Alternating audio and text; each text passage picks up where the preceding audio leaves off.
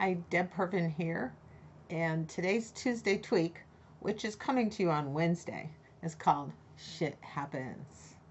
Yeah, it's been that kind of week. So here's a beautiful picture of my sailboat, our old sailboat, and when I think about how wonderful it was to be on the sailboat, it's a perfect picture. But last year we bought a new sailboat. We put it on the hard, which is we took it out of the water and put it in a boatyard, and we had some repairs done.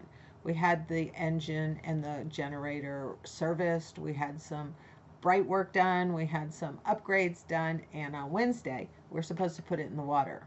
Of course, on Wednesday, the travel lift that lifts it up and puts it in the water broke. So on Friday afternoon, they got that fixed and they put our boat in the water. And we get down into the water, and guess what? The electric doesn't work. The batteries are dead. Boatyard says no problem. We'll just charge them. We'll get them started, and by the time you take the boat to the slip, they'll be all charged. So we did. And we got halfway to our slip when the engine died. The engine we just paid several $1,000s to have serviced.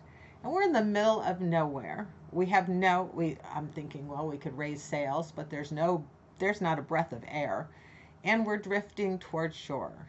So we do the emergency thing. We drop the anchor and then we call Boat US to come get us, which of course they can't do till the next day.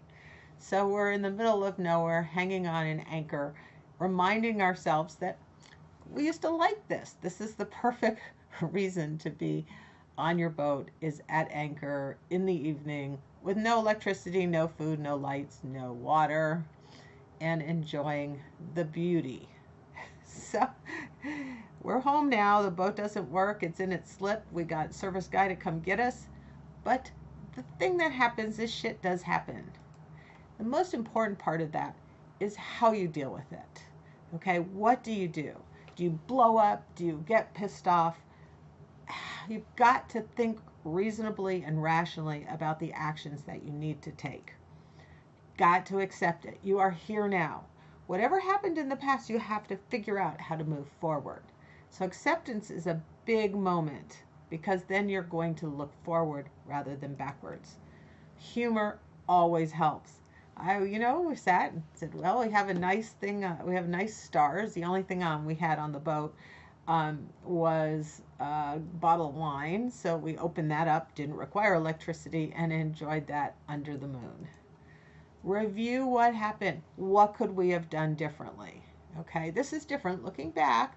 What could we have done differently to avoid this problem? Well, clearly we sat there for 2 days waiting for the travel lift to be fixed. We could have gone on the boat and said, hey, let's make sure everything works. It just didn't occur to us after paying millions of dollars to the boatyard that we wouldn't have power. The batteries were dead. What happened? Why would that happen? That's very unusual, but we might have paid attention if we'd done our own homework. But the last piece is no regrets. Once you do the review, once you debrief the mistakes that got made and the things you could have done to avoid them, don't beat yourself up. Let it go. You've learned, now let it go. Don't worry about it. It's in the past, can't change the past. Let's just think about actions for the future. That's it for today. And let me know if you have any stories of things that happened. Shit happens. And I'd love to hear them so I won't feel alone. Anyways, hopefully I'll be back on target next Tuesday.